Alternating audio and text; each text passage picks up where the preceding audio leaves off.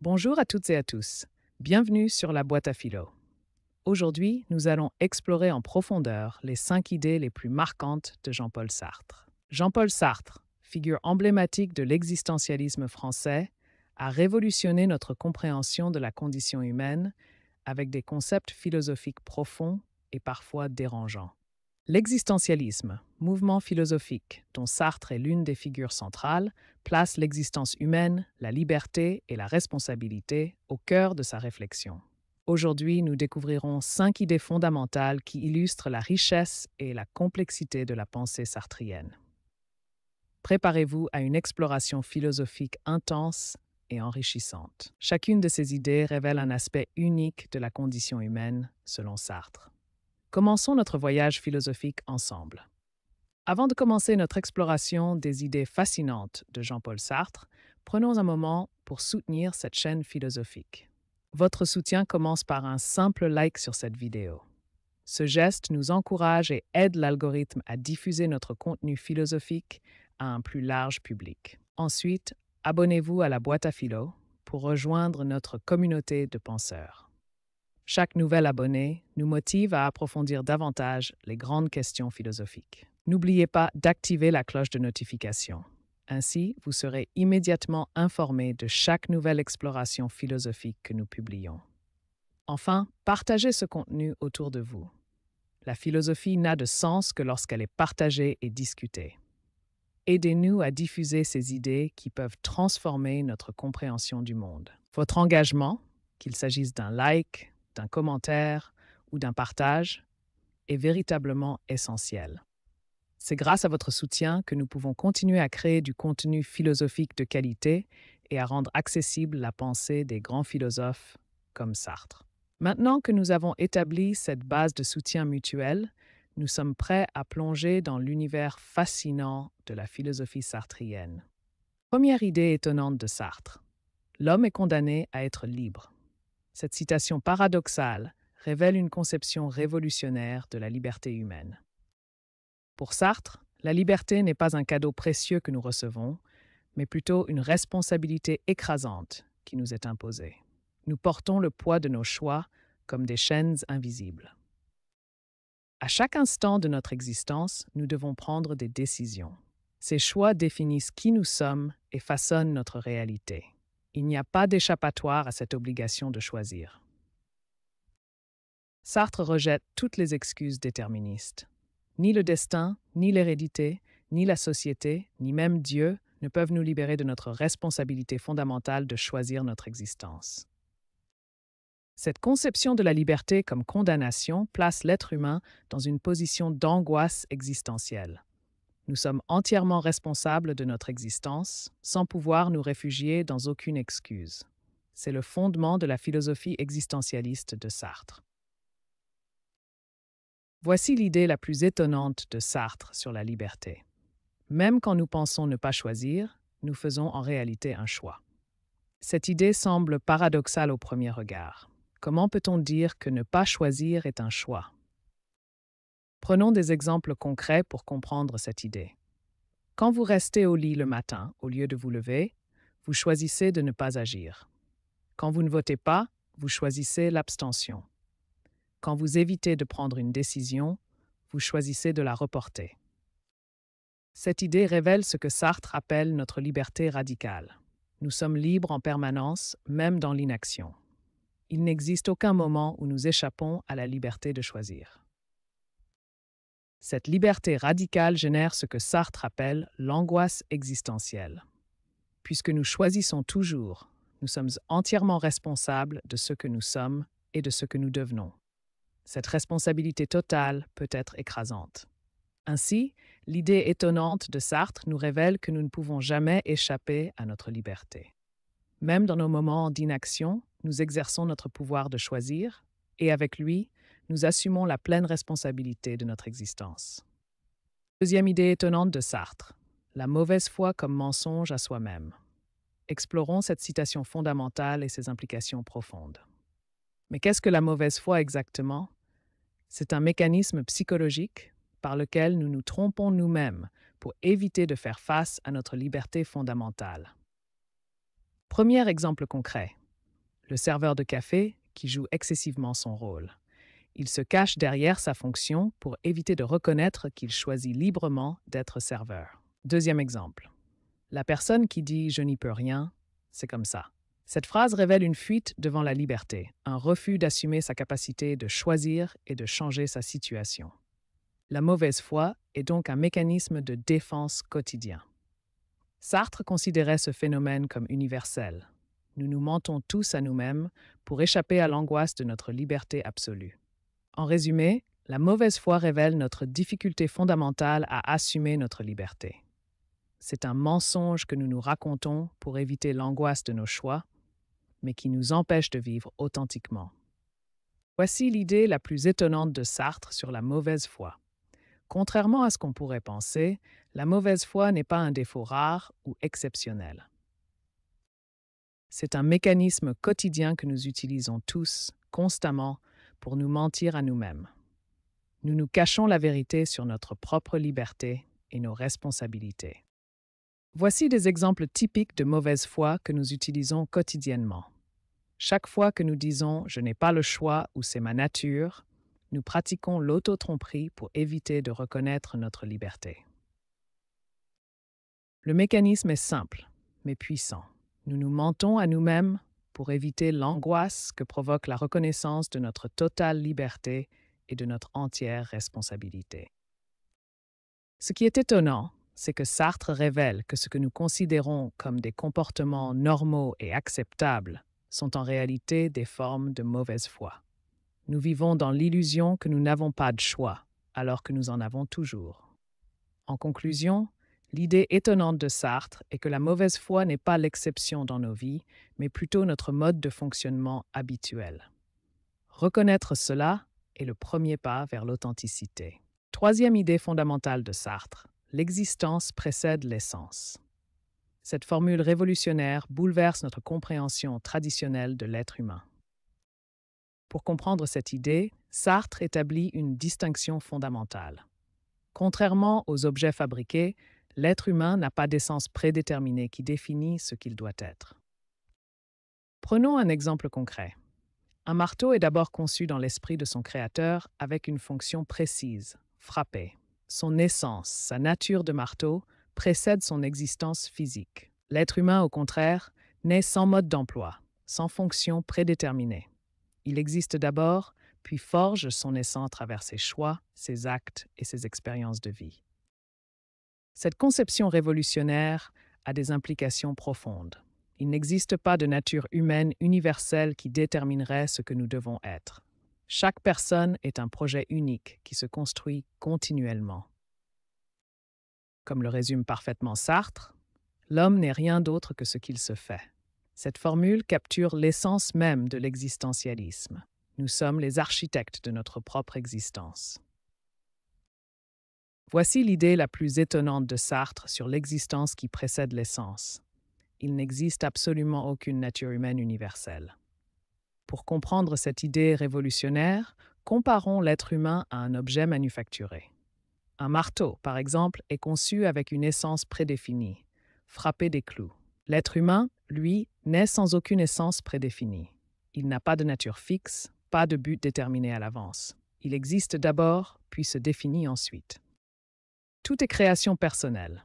L'être humain se crée lui-même à travers ses choix, ses expériences, ses actions et ses relations avec autrui. Chaque expérience vécue, chaque décision prise contribue à définir qui nous sommes. Il n'y a pas de modèle préétabli à suivre. Cette idée est étonnante car elle signifie que nous sommes entièrement responsables de ce que nous faisons de nous-mêmes. Il n'y a pas d'excuse dans une nature humaine prédéterminée. Selon Sartre, cette création de soi est un processus qui ne s'arrête jamais. Chaque moment de notre existence est une opportunité de nous redéfinir et de devenir qui nous choisissons d'être. Quatrième idée de Sartre, le rapport complexe à autrui. L'enfer, c'est les autres. Cette phrase célèbre de Jean-Paul Sartre est l'une des plus connues de la philosophie existentialiste. Pourtant, cette citation est souvent mal comprise. Beaucoup pensent que Sartre considérait les autres comme intrinsèquement mauvais ou nuisibles. En réalité, Sartre voulait dire que les autres nous enferment dans leur regard. Ils nous assignent une identité, nous jugent et nous fixent dans une image particulière. Mais voici le paradoxe fascinant de la pensée sartrienne. C'est précisément grâce à autrui que nous prenons conscience de nous-mêmes. Autrui fonctionne comme un miroir. C'est à travers le regard des autres que nous découvrons qui nous sommes, que nous prenons conscience de notre propre existence. Ainsi, autrui nous révèle autant qu'il nous aliène. Il est à la fois notre prison et notre révélateur, notre juge et notre miroir. Cette conception révolutionnaire d'autrui montre la complexité des relations humaines dans la philosophie existentialiste. Voici une idée étonnante de Sartre sur autrui. Les autres personnes agissent comme un miroir de notre propre existence. Ils nous limitent, mais paradoxalement, ils nous révèlent aussi qui nous sommes. Imaginez-vous devant un miroir. Vous voyez votre reflet, mais ce reflet vous montre quelque chose que vous ne pouviez pas voir par vous-même. C'est exactement ce que fait le regard des autres, selon Sartre. Sartre explique que c'est à travers le regard des autres que nous prenons conscience de notre propre existence. Sans autrui, nous ne pourrions pas nous connaître pleinement. Cette idée est étonnante car elle révèle un paradoxe fondamental. Les autres nous enferment dans leur jugement, mais en même temps, ils sont essentiels pour que nous puissions nous connaître. Sartre nous montre que notre identité se forme dans cette tension constante entre ce que les autres voient de nous et ce que nous pensons être. C'est une danse complexe entre liberté et contrainte. Nous arrivons maintenant à la 5e idée étonnante de Sartre, sa conception paradoxale de l'amour et de la liberté. Selon Sartre, l'amour présente un paradoxe fondamental. L'amant cherche à posséder la liberté de l'être aimé, mais paradoxalement, il souhaite aussi la respecter. Cette contradiction se manifeste de manière concrète. D'un côté, l'amant cherche à s'approprier complètement la liberté de l'être aimé. De l'autre côté, il ne souhaite pas détruire cette liberté, car c'est précisément elle qui rend l'autre désirable. Cette analyse de Sartre éclaire pourquoi l'amour est si souvent source de tension dans les relations humaines. Le désir de posséder l'autre entre en conflit permanent avec le respect de sa liberté. Sartre en conclut que l'amour, dans sa forme idéale, est fondamentalement impossible, car vouloir posséder la liberté de l'autre revient nécessairement à la nier. C'est là tout le drame de la condition amoureuse selon l'existentialisme sartrien. Sartre nous présente une vision surprenante de l'amour qui défie nos conceptions romantiques traditionnelles. Pour Sartre, l'amour n'est pas cette union harmonieuse que nous imaginons, mais plutôt une entreprise fondamentalement contradictoire. L'amoureux se trouve pris dans un piège logique insoluble. Il veut que l'être aimé choisisse librement de l'aimer, mais en même temps, il souhaite posséder cette liberté. Cependant, dès qu'il réussit à posséder cette liberté, elle cesse d'être libre. C'est exactement ce qu'il ne voulait pas. Ce diagramme illustre parfaitement le conflit inhérent à l'amour selon Sartre. Chaque personne possède sa liberté intérieure, mais leur manifestation externe entre inévitablement en conflit. Cette analyse révèle pourquoi l'amour génère tant de souffrance. Chaque tentative de possession crée de la résistance. Chaque résistance augmente le désir de possession. Cette idée bouleverse notre conception romantique de l'amour. Là où nous voyons généralement l'harmonie et l'épanouissement, Sartre révèle un conflit fondamental et inévitable. Cette perspective radicale nous force à repenser complètement la nature de l'amour et ses implications pour nos relations humaines. Récapitulons maintenant les 5 idées fondamentales qui définissent la pensée existentialiste de Jean-Paul Sartre. Première idée, la liberté comme condamnation. Pour Sartre, l'homme est condamné à être libre, ce qui signifie que nous sommes constamment obligés de choisir et de définir notre existence. Deuxième idée, la mauvaise foi comme mensonge à soi-même. C'est une forme d'auto-tromperie où l'individu se ment pour éviter de faire face à sa liberté et à ses responsabilités. Troisième idée, l'existence précède l'essence. L'être humain existe d'abord, puis se définit ensuite par ses actions et ses choix. Il n'y a pas de nature humaine prédéfinie. Quatrième idée, autrui comme miroir de soi-même. Les autres nous révèlent autant qu'ils nous aliènent. C'est à travers leur regard que nous prenons conscience de notre propre existence. Cinquième et dernière idée, la liberté au cœur de l'amour.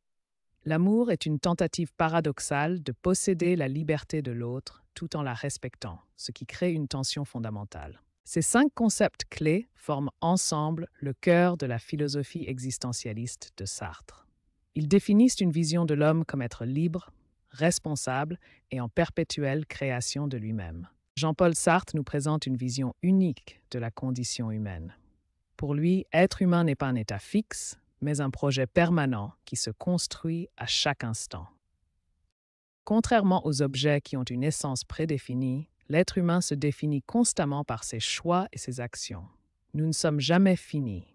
Nous sommes toujours en train de nous créer. Chaque choix, chaque action, chaque décision contribue à construire qui nous sommes. C'est un processus continu de création de soi. Cette liberté radicale crée un paradoxe fascinant. D'un côté, elle génère de l'angoisse, car nous portons la responsabilité totale de nos choix sans guide prédéfini. Mais d'un autre côté, cette même liberté est notre plus grande puissance créatrice. Elle nous permet de nous autodéterminer et de créer notre propre essence. Les idées de Sartre, bien que parfois dérangeantes, nous invitent à une réflexion profonde sur notre existence. Elles nous poussent à nous interroger sur qui nous sommes vraiment et sur le sens que nous choisissons de donner à notre vie. Ainsi, selon Sartre, la condition humaine n'est ni une malédiction ni une bénédiction, mais un projet permanent de liberté créatrice qui nous appartient entièrement. En conclusion, la philosophie de Jean-Paul Sartre nous révèle une vision profonde et complexe de la condition humaine. Sartre identifie 3 éléments fondamentaux qui caractérisent notre existence: la liberté, la responsabilité et l'angoisse existentielle. Ces 3 éléments ne sont pas séparés, mais forment ensemble ce que Sartre considère comme un projet permanent. L'être humain est constamment en train de se créer et de se définir. Cette vision révolutionnaire nous montre que l'existence humaine n'est pas un état fixe ou prédéterminé, mais une création continue où chaque individu se définit par ses choix et ses actions. Les idées de Sartre, bien que parfois dérangeantes, nous invitent à une réflexion profonde sur notre existence et sur le sens que nous choisissons de lui donner. Elles nous rappellent que nous sommes les architectes de notre propre vie. La liberté occupe une place centrale dans la philosophie de Jean-Paul Sartre. Pour lui, elle n'est pas simplement un concept abstrait, mais l'essence même de notre condition humaine. La liberté, pour Sartre, n'est pas quelque chose que nous possédons, mais quelque chose que nous sommes. Elle constitue l'essence même de notre humanité et nous distingue de tous les autres êtres. Notre liberté se manifeste à travers les choix constants auxquels nous sommes confrontés. Chaque décision, même la plus anodine, engage notre responsabilité et contribue à définir notre essence. Cette liberté nous permet de façonner notre propre essence. Contrairement aux objets qui ont une essence prédéfinie, l'être humain se crée lui-même à travers ses choix et ses actions. C'est cette capacité créatrice qui rend notre existence si riche et si angoissante à la fois. Cette liberté absolue génère ce que Sartre appelle l'angoisse existentielle. Être totalement libre signifie être totalement responsable. Nous ne pouvons nous cacher derrière aucune excuse, aucun déterminisme. Cette responsabilité totale est à la fois notre grandeur et notre fardeau. Ainsi, la liberté selon Sartre n'est pas un cadeau, mais une invitation permanente à nous créer nous-mêmes. Elle nous confronte à notre responsabilité ultime, celle de donner un sens à notre existence par nos choix et nos actions. Autrui joue un rôle fondamental dans la construction de notre identité. Selon Sartre, nous ne pouvons pas nous comprendre sans passer par le regard des autres. Le regard des autres peut nous enfermer dans des rôles et des identités que nous n'avons pas choisis. Nous devenons prisonniers de leurs attentes et de leurs jugements. Mais paradoxalement, autrui nous révèle aussi à nous-mêmes. C'est à travers le regard des autres que nous prenons conscience de notre propre existence et de notre être. Cette relation avec autrui est donc profondément ambivalente. Elle oscille entre aliénation et révélation, entre enfermement et libération. L'identité devient ainsi un processus social complexe, où nous nous construisons constamment dans l'interaction avec les autres. entre acceptation et résistance de leur regard. Ainsi, selon Sartre, notre identité n'est jamais figée, mais se construit perpétuellement dans cette tension dialectique avec autrui, entre ce qu'il nous impose et ce que nous choisissons d'être. La philosophie existentialiste de Jean-Paul Sartre nous confronte à une question fondamentale. Comment donner un sens à notre existence dans un univers qui n'en offre aucun par défaut? Traditionnellement, les êtres humains cherchent le sens de leur existence dans diverses sources, les relations, les accomplissements, la spiritualité ou encore l'aide apportée aux autres. Mais selon Sartre, ces sources traditionnelles de sens ne sont que des constructions humaines. Il n'existe pas de sens préétabli, pas de réponse toute faite à la question du pourquoi de notre existence. Pour Sartre, nous devons créer notre propre sens. Sans essence prédéfinie, nous jouissons d'une liberté totale de choix, mais cette liberté s'accompagne d'une responsabilité écrasante, celle de nos décisions et de la création continue de nous-mêmes. Cette quête de sens n'est pas sans difficulté. Elle génère de l'angoisse, car nous sommes entièrement responsables de nos choix. Mais c'est précisément cette liberté qui nous permet de devenir authentiquement humains et de créer notre propre chemin dans l'existence. Comme le résume si bien Sartre, nous sommes nos choix. Dans cette perspective, la quête de sens devient un acte de création personnelle et de liberté assumée. En conclusion, l'héritage de Jean-Paul Sartre continue de marquer profondément notre époque.